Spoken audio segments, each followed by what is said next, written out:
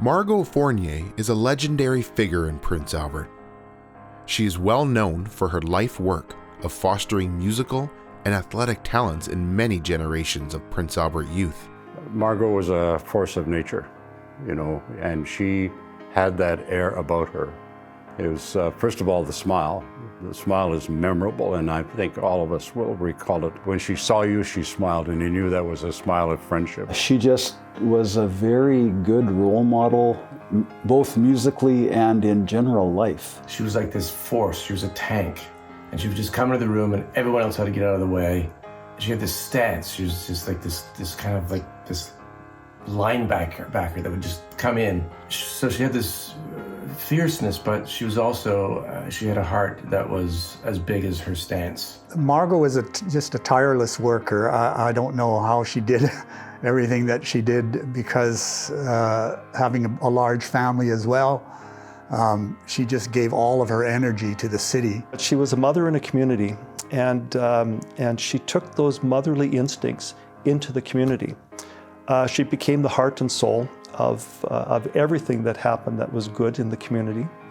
And that type of positivity really inspire us and bring us to our best selves. In her youth, Margo studied piano, voice, and ballet. She was also an accomplished singer and dancer. Margo joined the Royal Canadian Air Force as an entertainer during World War II. She was the first woman to enlist as a performer. In May of 1945, she married Prince Albert's L.J. Pluke Fournier, and together they raised 7 children, where they instilled a love of music and community in all of them. All of us, the family, was strongly influenced in the field of music. We all grew up with music daily. Michelle played the piano, Willie played violin, I played a handful of instruments or tried my hand at them. And no matter who you were or what your nationalities were or whatever, it didn't matter. We had ex-cons in our house when they had a day out and they would come and visit with us. And they call our house the United Nations. But that was the norm. That was the fun. So it was just a lot of fun. It was just, we had many, many wonderful times. Good family friends, and Christmas was a regular get-together with the Fournier family. Those were the days where every house had a piano, and of course, that's where we ended up gathering around. We did all kinds of things together. And down the street, my older brothers and sister would know the other older kids down the street. And the next thing I know, they're all over in our house, and Mom's on the piano, and they're singing and they're doing all kinds of things. And that's what you grew up in. Margo Fournier was a take-charge music teacher and conductor, and is best known as the founder and director of the Prince Albert Boys Choir. Like a lot of people in Prince Albert, Margo was involved in corrections.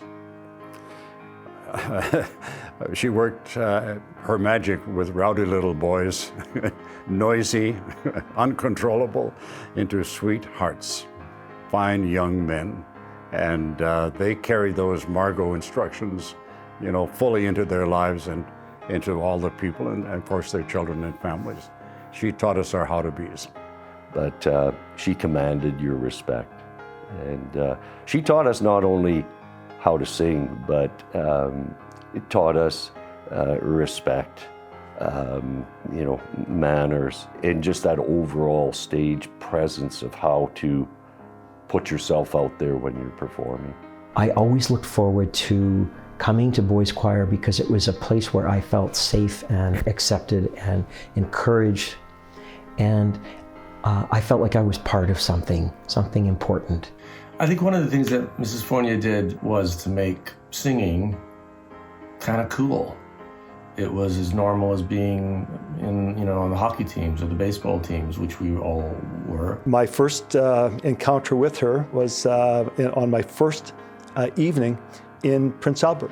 I walked into a room of young, hormonally challenged boys that were just crazy and raucous and loud, and Margo came in moved Bobby Cosgrain aside at the keyboard and started to pound on the keys herself. And she was way more loud and raucous than all the boys, you know. For over 30 years, she held this position and received national and international recognition.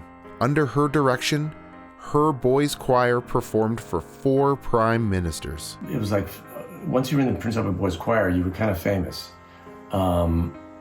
Because it had such a huge impact on me, and it was such a big part of the community that I just figured, once you're in the Prince Albert Boys Choir, like, doors are going to open.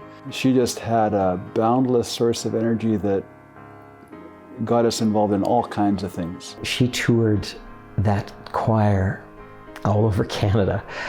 We went everywhere with that choir and competing in choral competitions, and she really put Prince Albert on the map in that way. We were well respected as a choir because of her, and she was obviously well respected as a choir leader. The boys' choir was invited to sing at the unveiling of the statue of John Diefenbaker on Parliament Hill.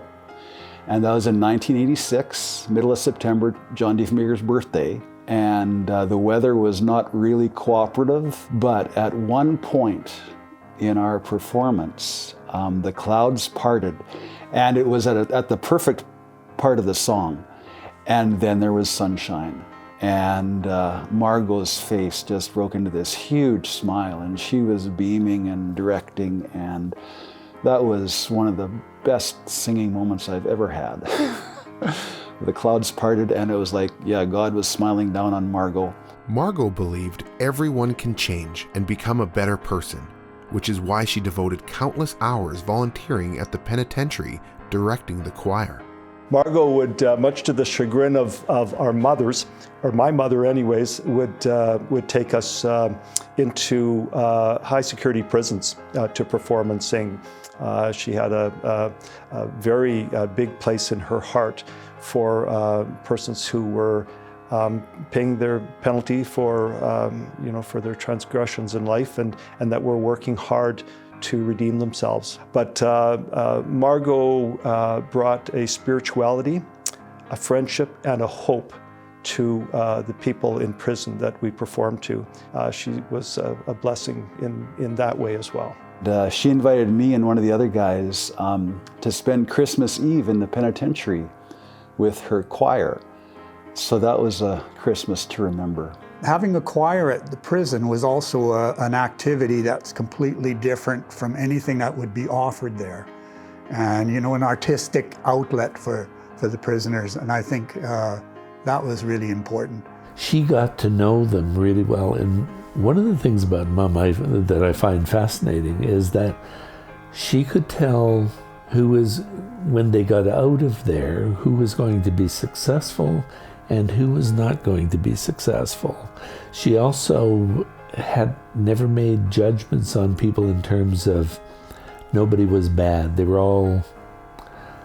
got there because of things that happened in their lives. So they ended up there, but she was never threatened by the being in the pen ever. But she wasn't afraid to take this gang of boys in the places we got to travel to and see and experience. So the music was one thing, but it was bigger than that. Margo's contribution to the city of Prince Albert was immense, and she was recognized in 1964 with her Citizen of the Year award. And in 1983, she was invested as a member of the Order of Canada. Margo was fascinating to me in my younger years and through my adulthood. She never ran for public office. She was the most effective and influential politician that I had ever met. She could twist the arms of decision makers and senior people in the community. She seemed to pull them around by the nose in the most gracious way. But she was a force of nature. We look to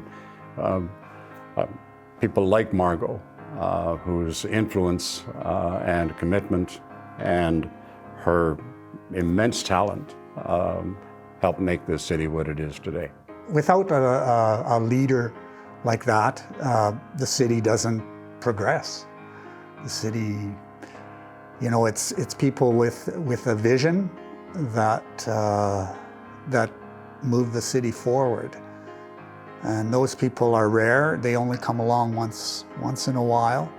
Margo passed away on July 22nd, 2000. The benefit that we had was, especially with the boys' choir, is we got more brothers, because it was never a competition to get my mom's love or whatever. It was just a matter of, she made sure that it was just all one big happy family. What a wonderful person. How much she enriched the lives of hundreds of young boys and young men.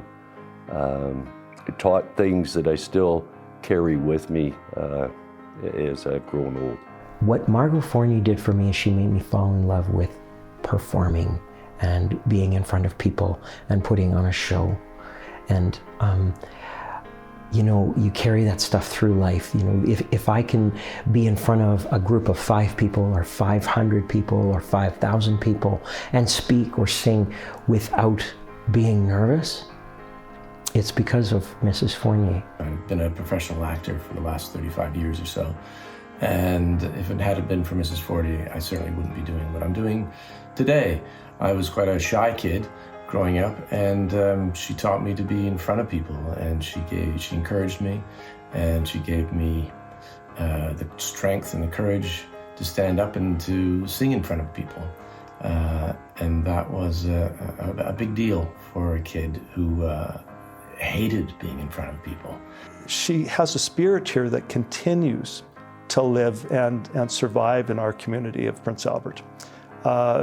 She not only was a Citizen of the Year and an Order of Canada recipient, but she was a citizen of citizens and in our community, and remains so. She is the best example of what it means to be a leader in a community of our size. She was always Margo. Always Margo. And if you're ever wondering, you know, what you should do, well, just be a Margo. Just be a Margo.